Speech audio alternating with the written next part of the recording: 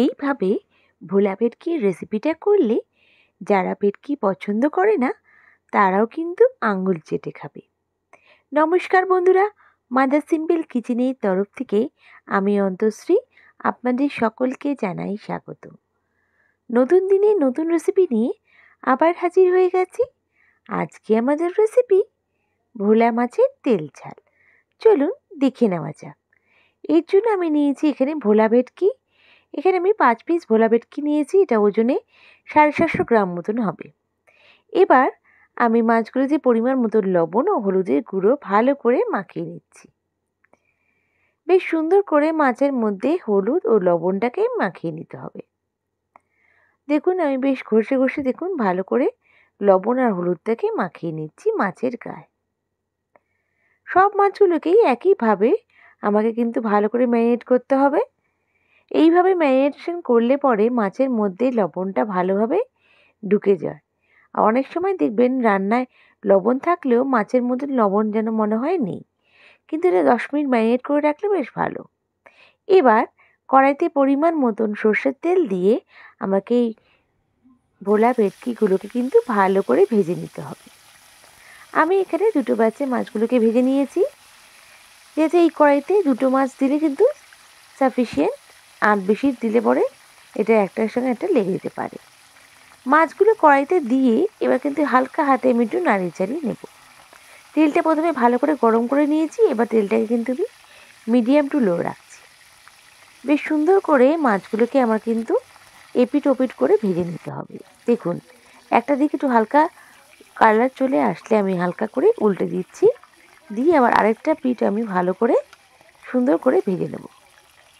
মাছগুলো ভাজা হয়ে গেলে আমি মাছগুলোকে সরিয়ে রেখে দিচ্ছি।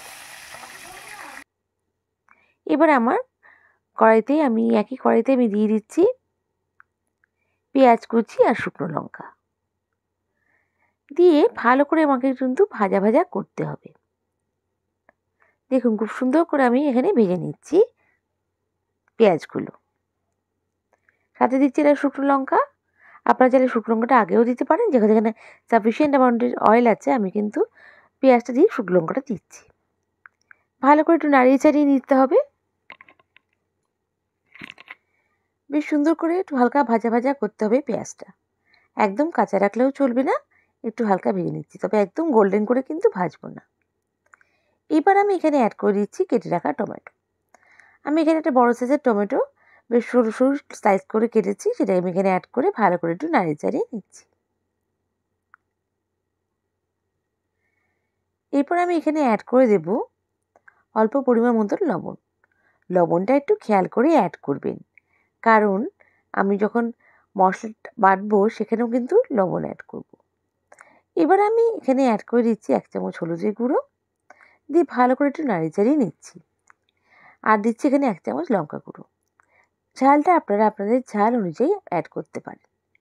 এখানে একটা কিন্তু স্পেশাল মশলা বানাচ্ছি, এটার কমন মশলা বলতে পারেন, কিন্তু এখানে তার মধ্যে আমি লবণ দেবো, তাই জন্য এখানে লবণটা বুঝে অ্যাড করছি। লবণটা প্রথমে অল্পই দেবেন, তারপরে বাড়িয়ে নিতে পারেন। এবার আমি এখানে হালকা জল দিয়ে মশলাটা ভালো করে কষে নেব। বেশ সুন্দর করে মশলা কষে নিতে হবে। ভালো করে দেখুন সুন্দর করে আমি মশলাকে কষিয়ে নিচ্ছি।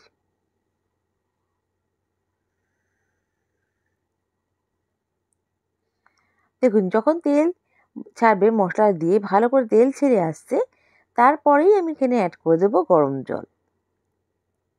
হ্যাঁ বন্ধুরা, সবসময় রান্নাতে গরম জলই অ্যাড করবেন, তাতে কুকিং প্রসেসটা বজায় থাকে। দেখুন বেশ সুন্দর করে কষে নিচ্ছি ঝোলটা।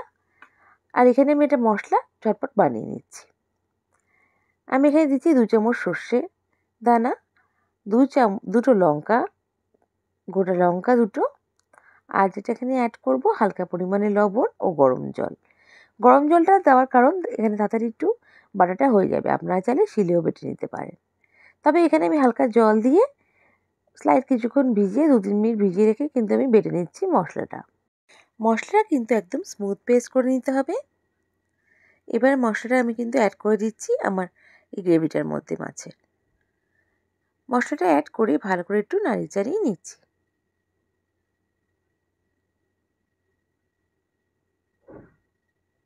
এবার আমি এখানে অ্যাড করে দেব আমার ভেজে রাখা ভেটকি মাছগুলো।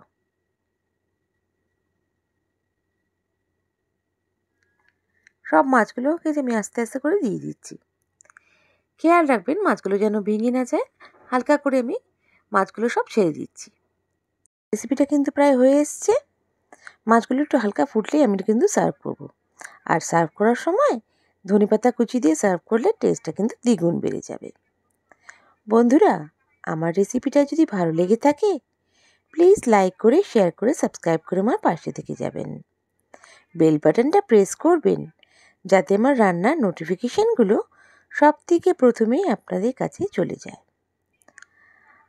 আর যদি আমার রেসিপিটা ফেসবুক পেজ থেকে দেখে থাকেন তাহলে আমার পেজটাকে লাইক করে ফলো করে দেবেন প্লিজ।